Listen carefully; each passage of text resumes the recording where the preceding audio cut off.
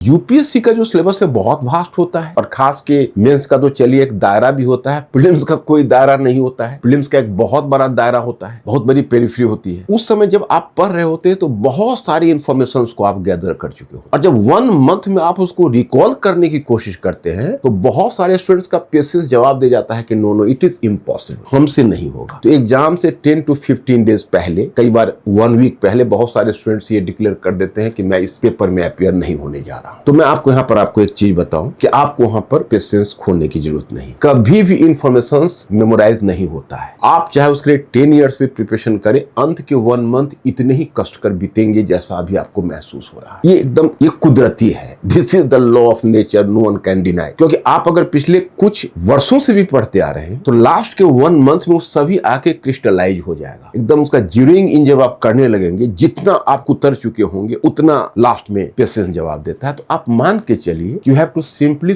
Make a serious revision and that is a routine work. यहाँ पर थोड़ी सी भागवत गीता की एक कहावत, भागवत गीता का ये फेमस स्टेटमेंट, नॉट कहावत और सजेशन आपको काम दे जाएगा, कर्मण्येवाधिकारस्ते। इस स्टेज पर आकर ऐसा हमें करना ही पड़ेगा कि हम इस डोर को ना छोड़े, हम रिवीजन को जारी रखें और मान कर चले कि वो हमें दिमाग में स्मरण नहीं होगा लेकिन वो सबकॉन्शियस स्टेज में है।